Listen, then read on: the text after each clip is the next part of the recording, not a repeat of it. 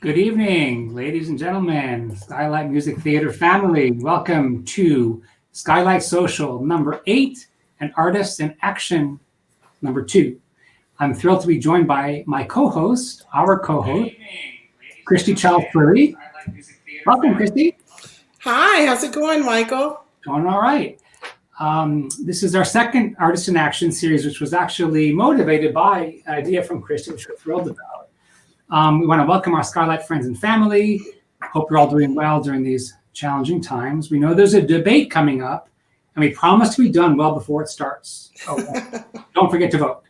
Yes. So we're here to discuss Skylight Music Theater's inaugural MKE Makes New Works Festival, which this year is focusing on BIPOC, Black, Indigenous, and people of color writers. And we have a collection of wonderful people who are the readers, the evaluators for this festival. And we just want to chat about the process of the festival and just talk about artists of color and their contribution to the musical theater world, and also their lack of representation and sort of maybe why that's happened historically. Anyway, I'd love to introduce each person. I'm Michael Unger. I'm the artistic director of Skylight Music Theater. I'm fairly new here. It's been a year. I don't know if the pandemic allows me to extend my new moniker, but I'm going to say I'm new for another 6 months. Christy, tell us a little bit about yourself, one of our favorite music directors. You've done a bunch of shows here. You'll be doing a show this coming season. So Christy Childs Twilley, music director, pianist, composer, sound designer, and I love working with Skylight Music Theater. So far, the shows that I've done are Five Guys Named Mo, Newsies, and of course the Gospel at Colonus. And next season, I'm super excited to be doing Raisin, which is the musical version of A Raisin in the Sun by Lorraine Hansberry. It has a fantastic score. Indeed it does. Okay, next we're going to bring on another of Skylight favorites, Sheri Williams Pannell. Sheri, here you go. Sheri. I'm here. We don't see your face. Sheri, where are you? We can't see you. Oh, no.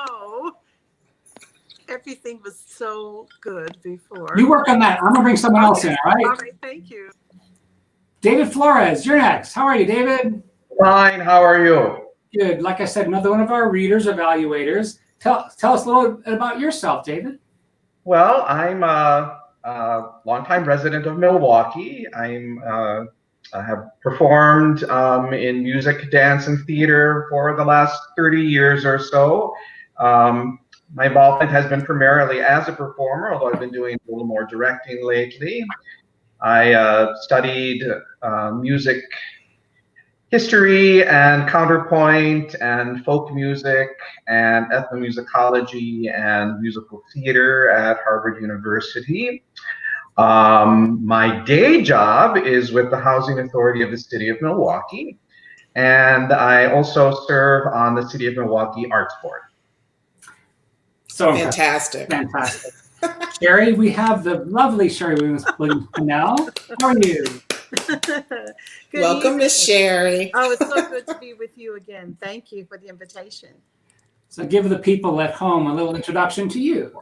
Okay. Well, I am a native Milwaukeean who has performed, I think, on almost every stage in the city, but found a home at Skylight Music Theater.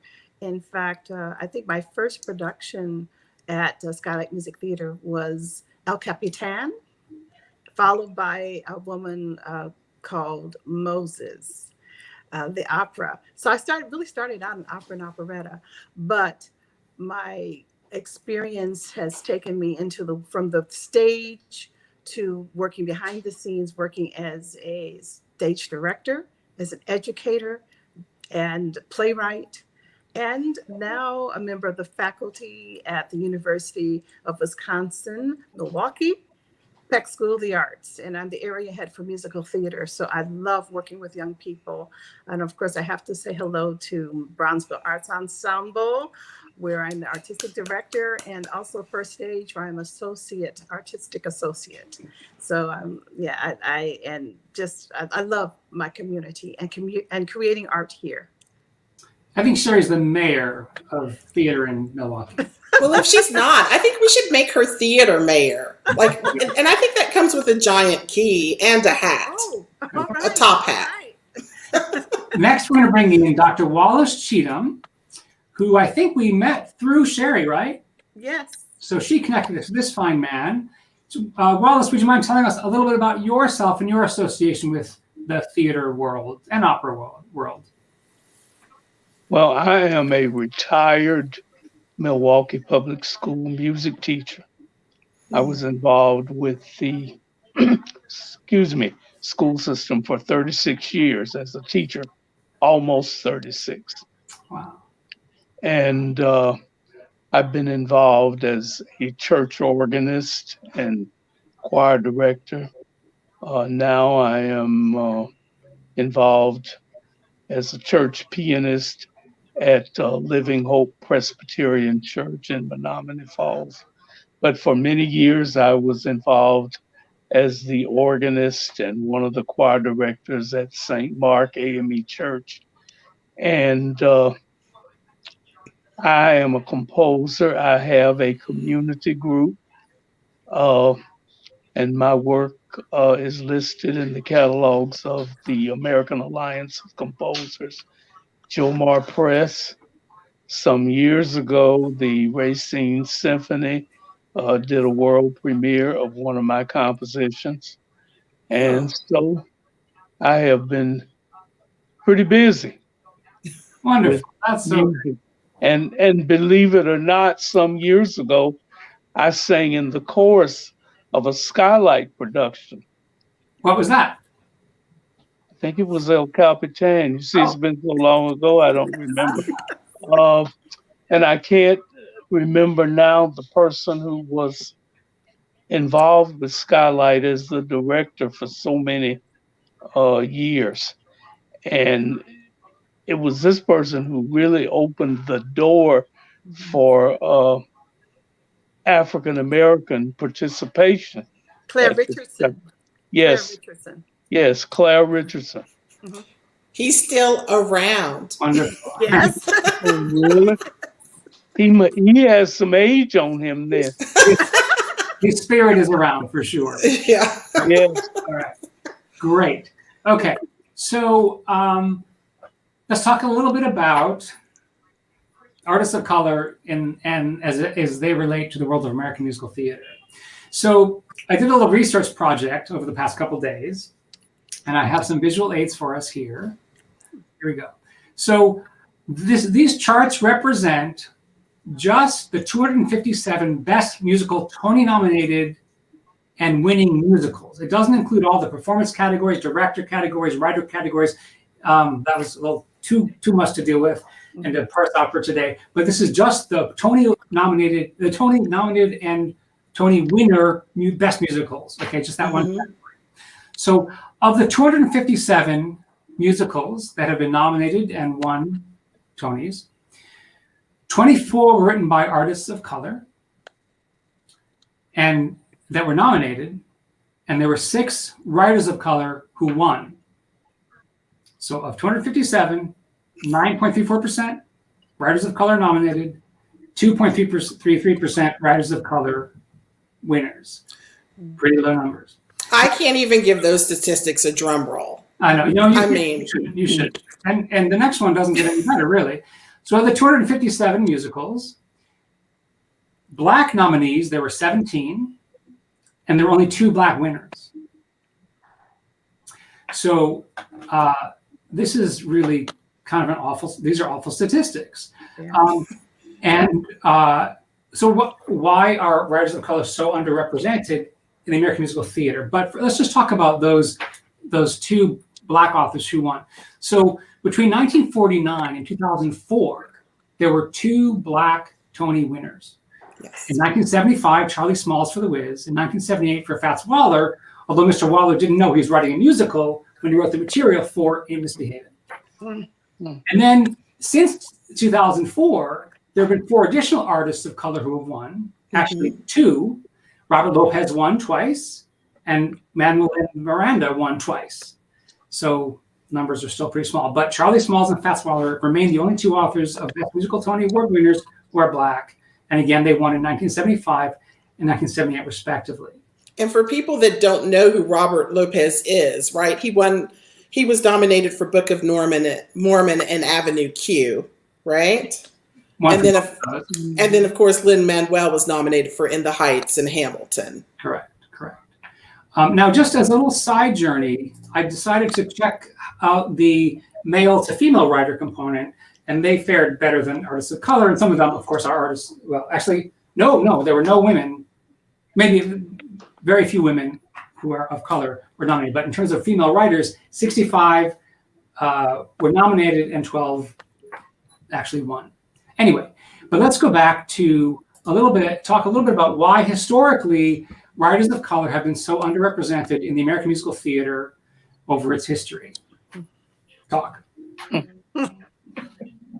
Well, let me segue first and say the whole reason that we're bringing this up is because MKE Makes is an opportunity for BIPOC people to submit their new works to Skylight for a committee to review by November 1st. Correct. So we're launching a new works initiative, and the first inaugural year is focusing only on BIPOC writers. So you have to have at least one writer of color on your team to submit a musical, and it'll be evaluated by these and other wonderful people from Milwaukee and Chicago and other places. And then we'll pass on to a couple other stages, and we'll pick hopefully 1 to 3 musicals that we will present in reading form in spring of 21.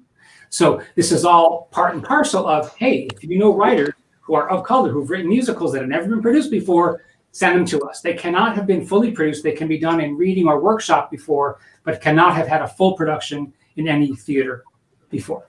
Anyway, so why do we think artists of color have been so underrepresented? I'll chime in with a couple of reasons. There are, of course, many, many reasons, but I'll start with 2. One is that in the earliest days when musical theater was being developed in our country, BIPOC, they weren't called that back then, but BIPOC persons were disenfranchised even from theater, not in terms of providing some of the material and as performers, but they were really taken advantage of. So their creative output was often just stolen from them, or they were paid, minuscule amounts and signed away their rights unwittingly. And so we set up in our country circumstances that simultaneously took from persons of color and then also disenfranchised them from creative control, having their voices heard, even just getting credit for the stuff that was of theirs. They often just lost the credit even. So there is systemic racism and opportunism that was going on as our musical theater was developing in the United States at any rate. Another thing is that throughout the decades, persons of Group A would often appropriate the music or thoughts or ideas or stories of Group B.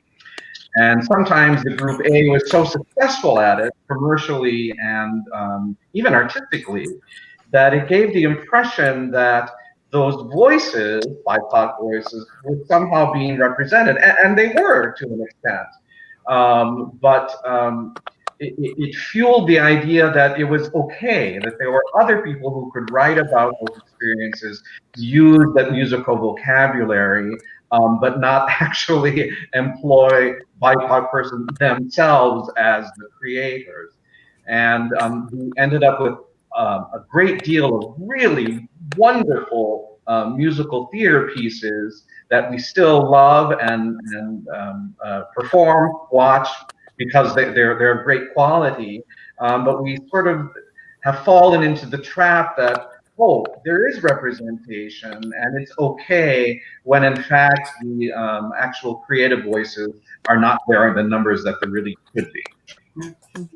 Those are all great points. Thank you, David. Mhm. In addition to what David just stated, there's also the economic factor. Musical theater is a very expensive art form. It can be very lucrative when it's supported by the community, when tickets are sold, and when investors can get a return on what they have given toward the production. But it is a very expensive art form.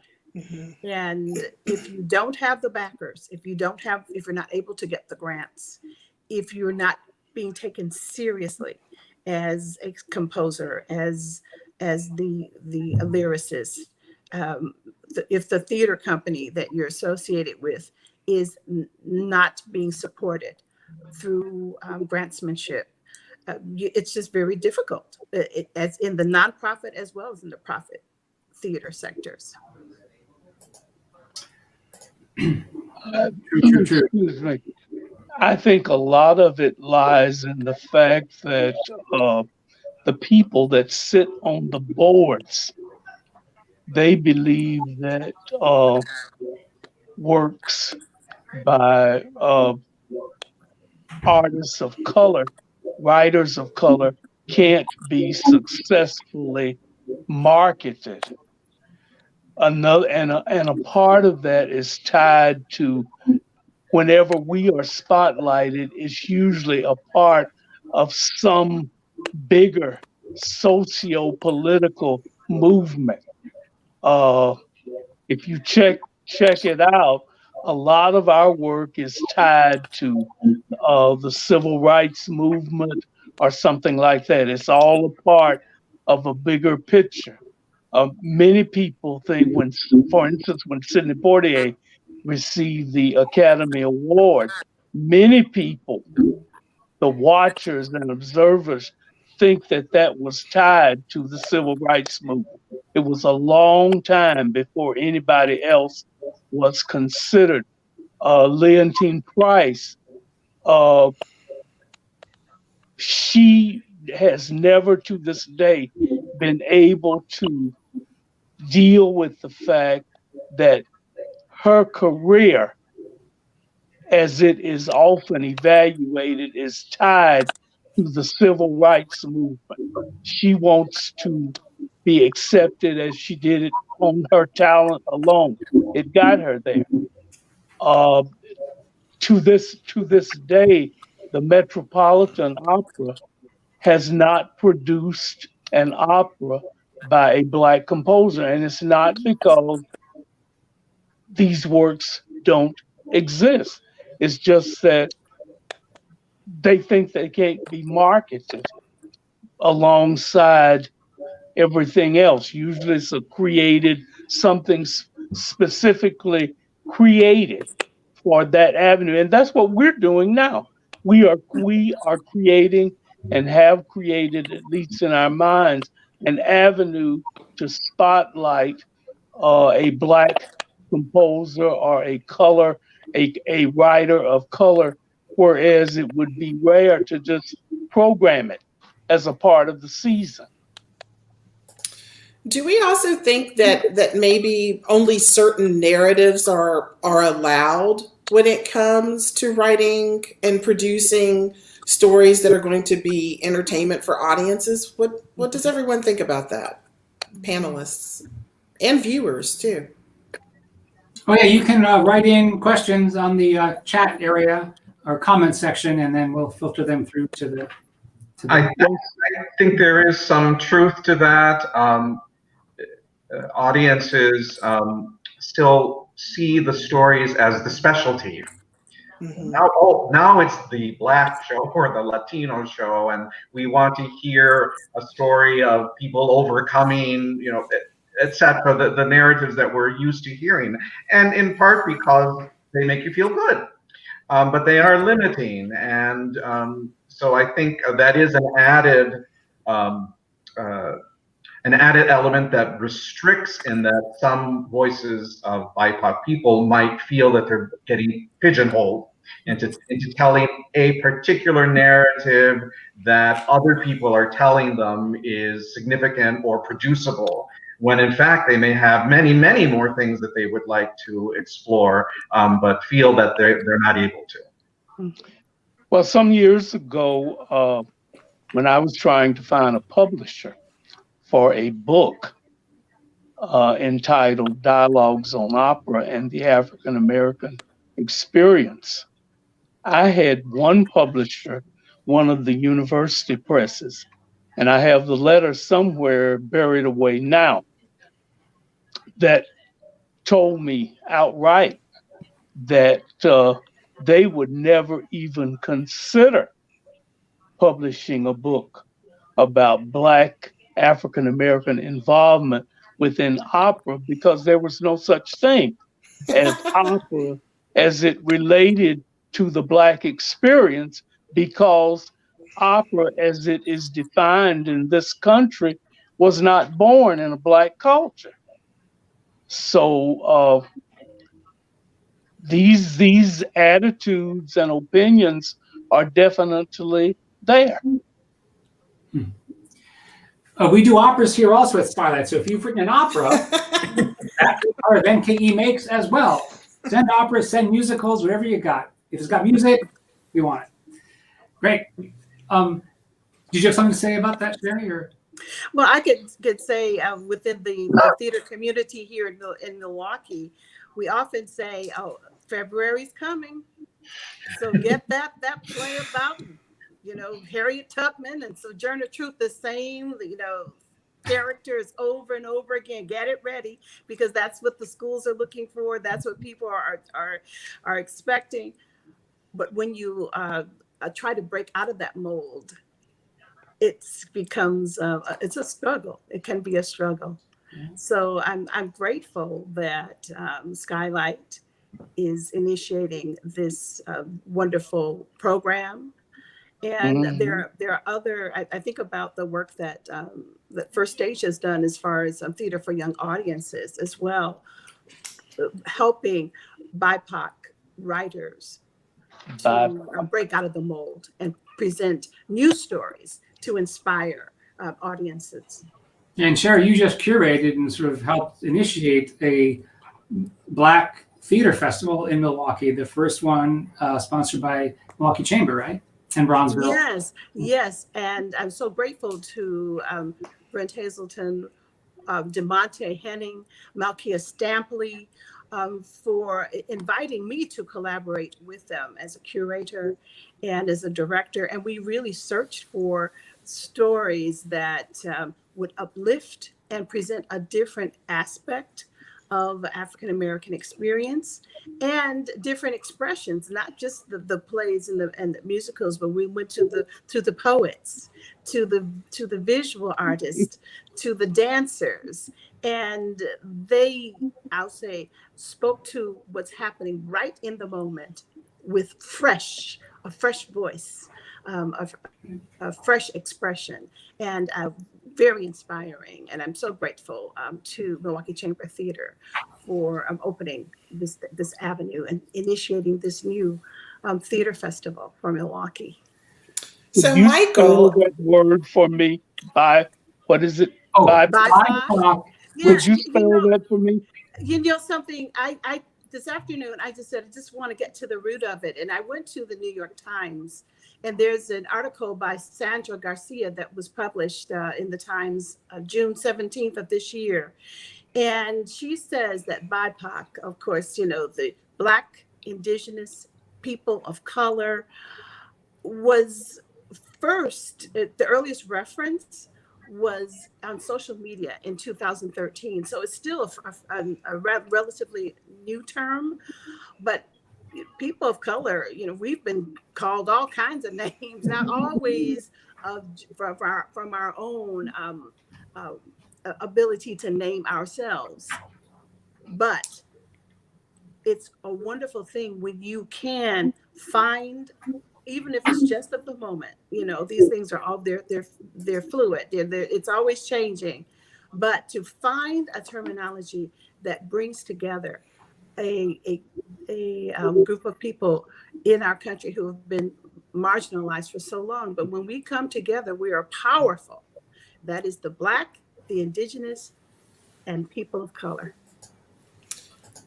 So, Michael, certainly, we know that there are stories about people of color on Broadway, and we know that they're hugely popular with audiences. So maybe this is a good time to talk about who wrote those if people of color weren't, and what were they? David brought up a great point that we think there's that representation because we've seen those stories, but they're not necessarily written by writers of color. So, and some I think are more authentic than others, and some are oh, David, you had something to say? Well, in fact, several years ago, I did a cabaret at the Skylight back in the days when there were cabarets. They're coming back. Pardon me? They're coming back. And I wrote a little skit called How to Write a Latino Musical. And we had characters from West Side Story and Man of La Mancha and Evita and Kiss of the Spider Woman, etc. How there was all this great Latino representation. And then, of course, I pointed out that they were written by British people from New York. Mitch Lee is from Rhinelander, Wisconsin. And so again, this is exactly what Christy was getting at, is that there are stories, and they're great stories and wonderful scores, and we're happy to have them. But they were, for the most part, written by people who are not of the communities where what the stories are about. Although I would have to say that it seems that for the most part, those creators had the best of intentions, and many of them really did study the music, try to incorporate authentic musical motifs, sounds. So it's there, it just was not written by actual BIPOC. Yeah, I think that's true. So we'll first focus on Porgy and Bess, written or premiered on Broadway in 1935 by the Gershwin and DeVos Hayward. And this is a picture from the 2012/13 production of Porgy and Bess at Skylight. But Wallace, you had a wonderful comment about Porgy and Bess. I'd love you to share that with the people, if you don't mind. Thank you.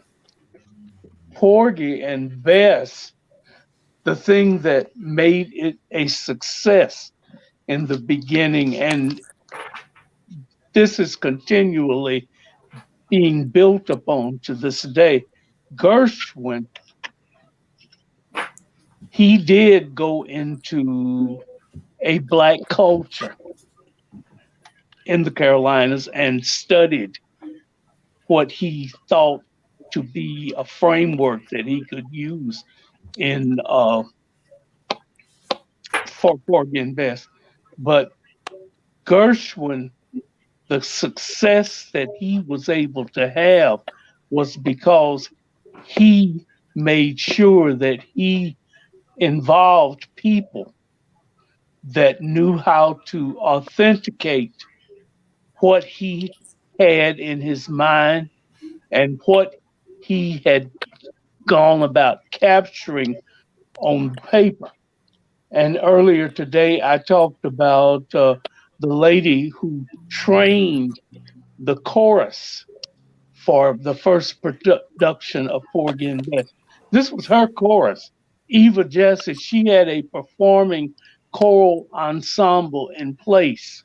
And she found out that Gershwin had done this opera and he wanted a choir, needed a choir. And they went in, she took her choir in as a unit. And there was no audition.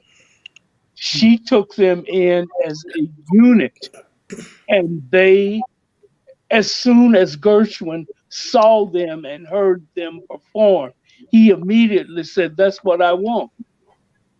And of course, Jessie was an authority on Black culture. She knew it from A to Z. And her choir was, I understand, was made up of readers. That was why she was able to do this. This is the same lady that was the first to interpret the choral score of Four Saints and Three Acts. So she had, and I don't know, it would be pretty hard today to for somebody to have an ensemble in place, I think, that could go in and do that. The last time they did Porgy and Bess in Chicago, it was rumored that they were having difficulty getting a chorus together. They thought they were going to have to go to New York to get people to make sure that they had a chorus. And 40 or 50 years ago in Chicago, that would have been unheard of. They could have gone in any black church at that time in Chicago and found a choir of readers, and they could have done that work. But you couldn't do that now. They could have found some in Milwaukee. There's a lot of good talent in Milwaukee, I'll tell you that. Well, and also what's really interesting is two things. One, they could have gone to one of the historically black colleges or universities That is correct. like But Fisk or Spelman. right? Yes, ma'am, Spelman. Knoxville College, but let me add this. They don't have the level of black choirs in the historic black colleges now that they once had. Yeah. I am a proud graduate of Knoxville College, and at that time I graduated in like '67, and we had a choral ensemble that could have sung anything, but it's not that way now. Yeah. But we're talking about something being produced in 1935, and to sort of piggyback on this continuous conversation, the narrative that there weren't qualified black opera singers is a myth, or, that they weren't really trained. There were more then than there are now, I think. Yes. So we have Porgy and Bess, and then what's next, Michael? Maybe Raisin? Raisin, which we're thrilled to be doing here in the spring of 21, that Christy will be music directing, is a fabulous show that I actually saw in 1974 when I was a kid, and it just never left me. And this is obviously the source material was written by a black writer, the play, The Sun, but the musical is written by white folks, one of whom was Lorraine Hansberry's husband. So anyway, so I assume that she sanctioned everything in the musical, but again, a musical about the black experience with black source material, not written by black writers. Anything to say about that? Other than it's an amazing piece that we revived and we're going to do it. Oh, let's save that for another conversation when we get closer to the show. Well, so we jump forward. It's very frustrating. It's very frustrating. It is. Right. So I'm the only white person in this on this call, and so the question is, does the fact that the stories are being told by non-writers of color, is it better than being told at all, or should they not be told unless written by someone with a more authentic experience, voice? I don't know, just a question. Well, another thing that I said earlier today, it wasn't an opera that I talked about. It was The Ordering of Moses, an oratorio that was written by a black composer, R. Nathaniel Dett, who was for many years the choral maestro at Hampton University. And many people would say that The Ordering of Moses is a Jewish subject. And here you had this black composer, and Dett started that as his master's thesis in composition at Eastman. And so I don't see any difference in a white composer dealing with a black subject, as we would say, than Dett as a black composer dealing with what would people would think of as being a Jewish subject. Yeah, that's a great point. I'm Jewish. I don't mind that. I'm happy. If it's a great piece, that's a great piece. But Well, I don't know. I believe that I'm grateful that there are works that exist that are telling a story from the African American experience, from the Latinx experience, from the Asian American experience, the Indigenous experience. I think, but when you, I think there is a need to be inclusive, though, in that creation of the story. And I think people in the past had the mindset that there maybe weren't the people around who they could collaborate with, who have the talent. I don't believe that is to be true, but I imagine they maybe had such a mindset. But when you know better, you should do better. And we are at a time when we can do better.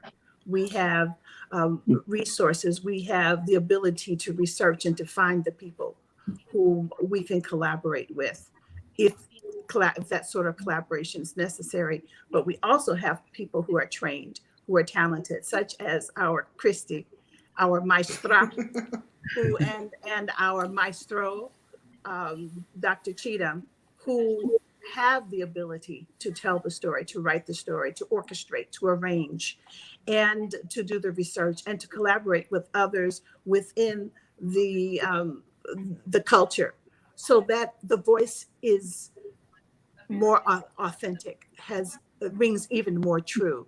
And on top of that is providing an opportunity for us to create a livelihood for ourselves using the talents that we have developed, that we've invested in all these years.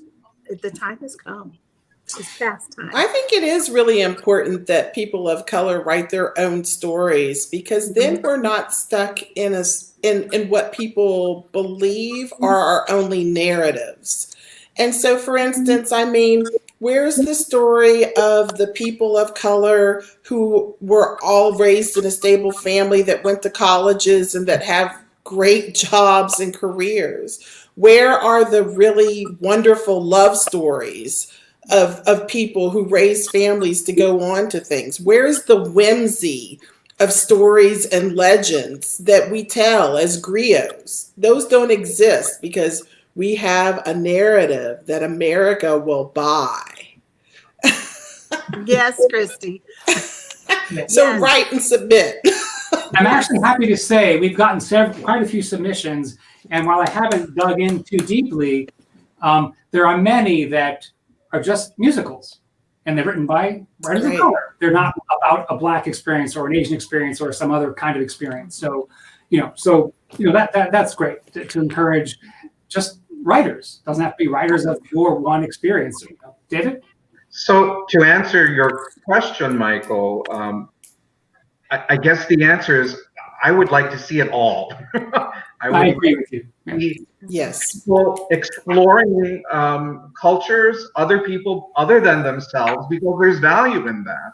And that perspective does count, and it can result in some really great artistic triumphs. So we don't want to squelch that, but at the same time, we want people to tell their own stories in their way. And we want exchange, we want variety of stories, we want it all. We don't want to have to choose.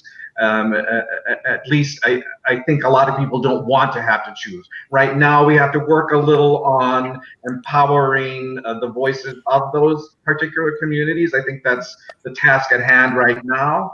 But ultimately, I think we want to have all of those opportunities for everyone's benefit. And we're trying to give a platform and an avenue to get that work to be presented in reading form to start with, and maybe other development.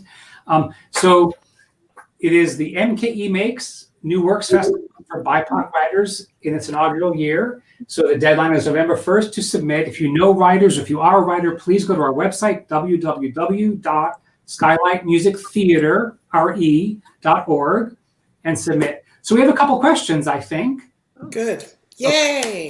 Yay, questions. What advice would you have for people who want to submit new works to MKE Makes? My advice would be to submit it. Of course. At first we're looking for 10 pages and 3 songs. So it's not the full musical. out November 1st, but we want to see more of it after that. My advice to any writer is to write, and Yes. theater can't happen in a vacuum or alone. So share it, submit it. If it doesn't happen at Skylight, do it in your backyard. Do it, in a local company. Just get it done. Mhm. As a music director, I would say, just a basic score with piano accompaniment is great. We aren't looking for things that are fully orchestrated and all of that for people that are worried about getting those additional resources in place. Just something that we can sit down and listen to if we need to, that represents the weight of the music along with the book. Yeah. Good. May I ask a question? Does it have to be a new work for us to produce? Or can it be something that has been on the shelf for a long time? Oh, shelf is fine. It can't have been fully produced before. Okay, now like 10 years old. Troubled Island, Yeah. an opera by William Grant Still that was done years ago. In fact, it was the first opera by a Black composer to have been produced back in the 40s by a company. Mhm. And that's a great opera. But it's been produced before. And here you have the libretto is built around Haiti. It's set in Haiti. And another composer, Clarence Cameron White, did an opera, Owanga, that deals with the same landscape. And these are things that Milwaukee has not seen. Well, if it's been produced before anywhere, it doesn't qualify for this. But if it's worthy work, Wallace, please bring it to our attention and we'll look at it. Maybe there's some other way we could do reading or Bronzeville. And Still wrote some operas that I know have not been done anywhere.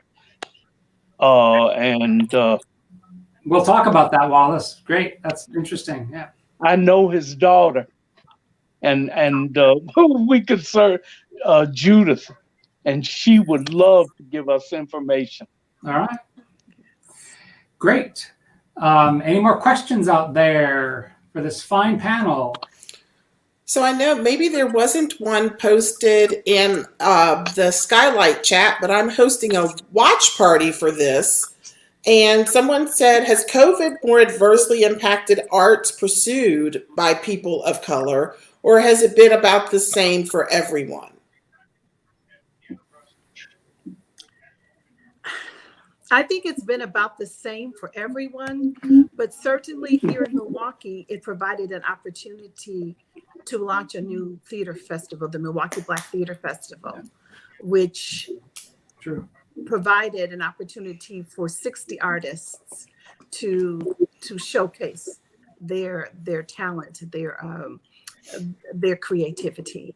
So out of, I'll say, pain came an unexpected blessing, but we are all of us are suffering during this time. No, I don't think anyone really has the season that they planned. No. And those that are able to pull together a season, it's nothing like what could be were it not for COVID. There was a question that came up. What are we looking for this festival? What are we looking for in new musicals as readers?